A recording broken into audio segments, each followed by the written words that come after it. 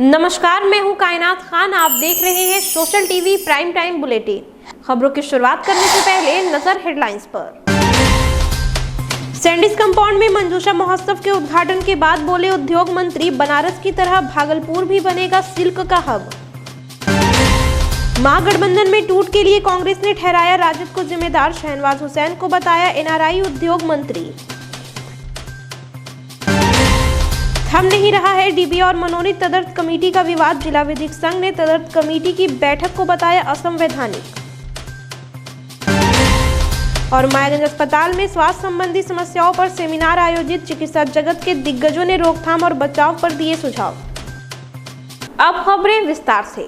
भागलपुर के सैंडीज कंपाउंड में 23 अक्टूबर को पटना के उपेंद्र महारथी शिल्प अनुसंधान संस्थान की ओर से आयोजित मंजूषा महोत्सव का उद्घाटन उद्योग मंत्री शहनवाज हुसैन ने किया। 27 अक्टूबर तक चलने वाले महोत्सव में भागलपुर के अलावा अन्य जिले के आर्टिजियन द्वारा अपनी कला और शिल्प से संबंधित सामग्रियों का स्टॉल लगाया गया है। उद्घाटन के बाद मंत्री ने वहां लगी प्रदर्शनी का जायजा लिया और उनकी कलाकृतियों की सराहना की और मंजूषा के अलावा राज्य के प्रत्येक शिल्प उद्योग को बढ़ावा देने का आश्वासन दिया।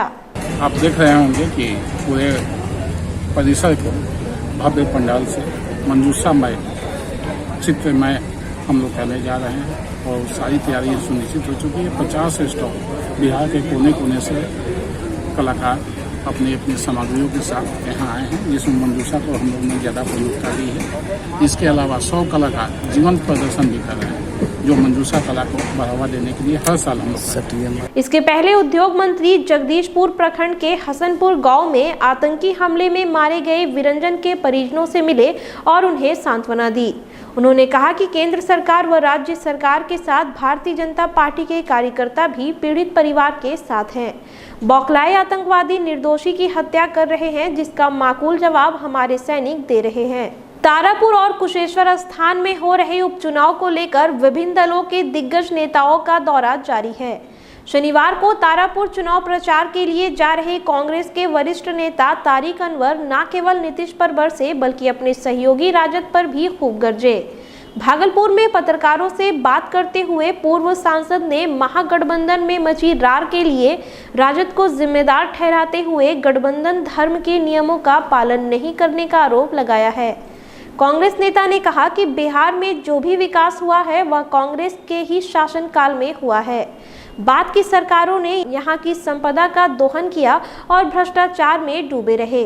वहीं उद्योग मंत्री शहनवाज हुसैन को एनआरआई करार देते हुए कहा कि जिसका ठिकाना दिल्ली है वह भला बिहार का क्या विकास कर सकेगा।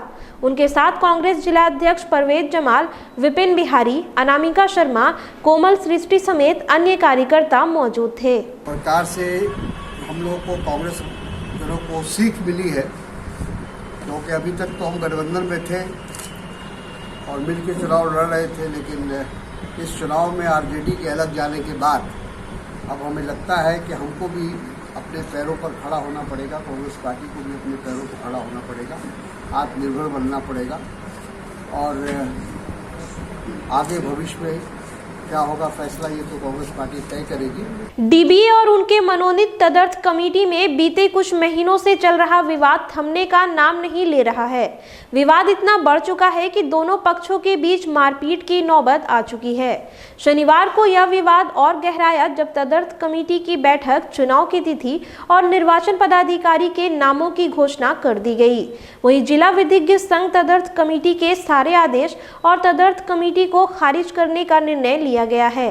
राजीव कुमार झा, उन्होंने कहा कि स्टेट बार काउंसिल ने मॉडल्स रूल्स और ना ही स्टेट बार काउंसिल रूल का पालन किया है। आरोप है कि कमेटी में ऐसे पदाधिकारी का मनोनयन जो बैठक में मौजूद ही नहीं थे। साथ ही बैठक की सूचना एक दिन पूर्व दी गई, जबकि यह 15 दिन पहले दी जानी चाहिए। के मनोनीत सदस्यों द्वारा इसी दिन जो है जानबूझ करके आज बैठक रखी गई, जिसकी सूचना अवैध ये एक दिन पहले दिया गया था, जो कि अवैध है, जबकि मॉडल रूल कहता है कि 15 दिन पूर्व उसकी सूचना दी जानी चाहिए थी। उसके बाद आज के बैठक में जो निर्वाचित पदाधिकारी का चयन था, इनका 2 एजेंडा था। पहला एजेंडा था क्या कि ये ऑडिट रिपोर्ट जो है 21-23 का जो ऑडिट रिपोर्ट पेश करेंगे आम सभा में, जो नहीं किया इन्होंने। और दूसरा निर्वाची पदाधिकारी का चयन, और एक ऐसे व्यक्ति का ये नाम इन्होंने दिया जो उपस्थित नहीं थे। एसोसिएट डॉक्टर और मेडिसिन विभाग की ओर से मायगंज अस्पताल में एक दिवसीय सेमिनार का आयोजन किया गया, जिसमें सांस व फेफड़े से संबंधित बीमारियों से बचाव की जानकारी दी गई। सेमिनार में वैज्ञानिक, प्रख्यात चिकित्सकों के अलावा शोध के छात्रों ने सांस संबंधी बीमारी का व्याख्यान दिया।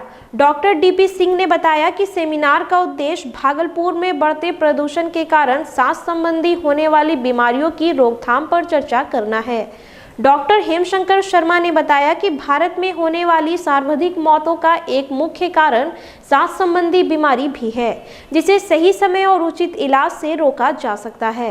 सेमिनार में doctor K Sinha, doctor Khalil Ahmad, doctor Animesh Kumar, doctor Brajesh Kumar Singh मौजूद थे। गंभीर बीमारियों को अगर लिया जाता है तो पहली बीमारी जिससे सर्वाधिक मौतें होती है वो होती है हृदय रोग, कॉर्नरी आर्टरी डिजीज यानी हृदय रोग और धमनियों से संबंधित बीमारी। दूसरी होती है ब्रेन स्ट्रोक और तीसरी होती है क्रॉनिक ऑब्स्ट्रक्टिव लंग डिजीज यानी फेफड़े की श्वास संबंधी बीमारियां जो हर्ड आती हैं कॉज ऑफ डेथ में ग्लोबली पूरे विश्व की अगर मानक लिए जाएं तो ये बीमारी तीसरी डेथ है। भारतवर्ष में अगर श्वास संबंधी बीमारियों को लिया जाता है तो सबसे ज़्यादा होती है टीबी से होने वाली मौतें।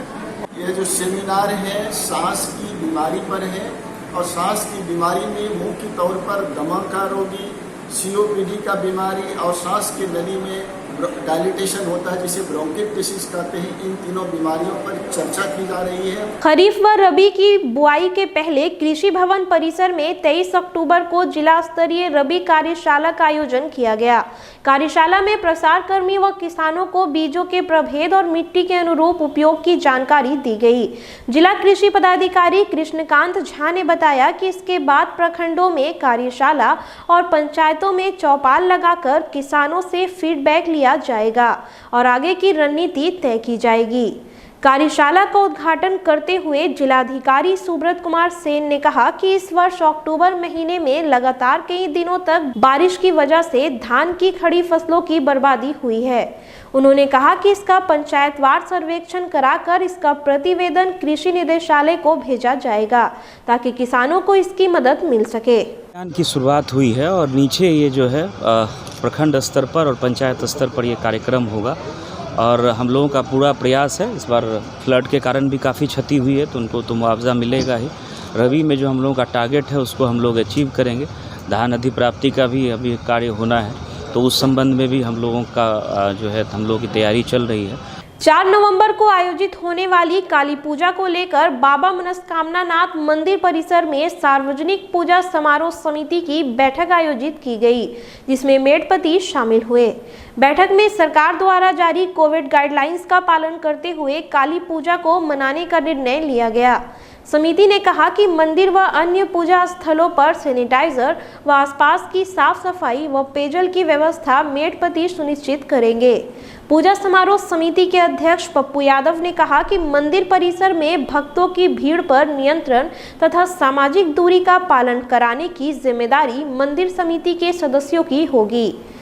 पूजा के बाद 6 नवंबर को सभी प्रतिमाओं का विसर्जन क्रमबद्ध रूप से चंपा नदी में होगा। सारी समस्या मेड़पति लोग बताए हैं कि पूरा जहाँ जहाँ समस्या है वो हम सब डीएम साहब, नगर आयुक्त महोदय, एसडीओ साहब, तमाम आला अधिकारी के सामने रखेंगे कि नाथनगर काली पूजा में मेड़पति जहाँ जहाँ स्थान पे दिक्कत नहीं हो, जहाँ जहाँ दिक्कत है सारी जानकारी डीएम साहब, नगर आयुक्त को दे दिया जाएगा। शनिवार को नाथनगर प्रखंड कार्यालय में गौरा चौकी पंचायत के मुखिया प्रत्याशी रमेश भारती ने अपने सैकड़ों समर्थकों के साथ नामांकन का पर्चा दाखिल किया। जैसे ही रमेश भारती अपने नामांकन का पर्चा दाखिल कर प्रखंड कार्यालय से बाहर निकले, उनके समर्थकों ने फूल माला से लाद दिया और जिंदाबाद के नारे लगाए। मुखिया प्रत्याशी रमेश भारती ने कहा कि मुझे गौरा चौकी पंचायत की जनता का भरपूर समर्थन मिल रहा है। मुझे पूरा विश्वास है कि पंचायत की जनता अपना बहुमूल्य वोट देकर हमें विजय बनाएगी। उन्होंने कहा कि अगर जनता का आशीर्वाद प्राप्त हुआ तो अपने पंचायत के विकास में कोई कसर नहीं छोड़ूंगा। अपने पंचायत क्षेत्र के हर गांव का चहुमुखी विकास बिना भेदभाव के और पारदर्शी तरीके से करूंगा। सुल्तानगंज प्रखंड में कोलगामा गांव के पास स्कॉर्पियो और ई रिक्शा की टक्कर में बाइक सवार समेत 3 युवक घायल हो गए। बताया जाता है कि ठोकर लगने के बाद ई रिक्शा वहां गुजर रही एक बाइक पर पलट गई, जिससे उस पर सवार युवक घायल हो गया। ई रिक्शा पलटने के बाद उस पर बैठा खैरिया का रंजन कुमार भी घायल हो गया। सूचना मिलने के बाद स्थानीय पुलिस ने घायल तीनों को उपचार के लिए रेफरल अस्पताल में भर्ती कराया। घायलों में एक को प्राथमिक उपचार के बाद बेहतर इलाज के लिए भागलपुर रेफर कर दिया गया। फिलहाल खबरों में इतना ही। अब मुझे दीजिए इजाजत। नमस्कार।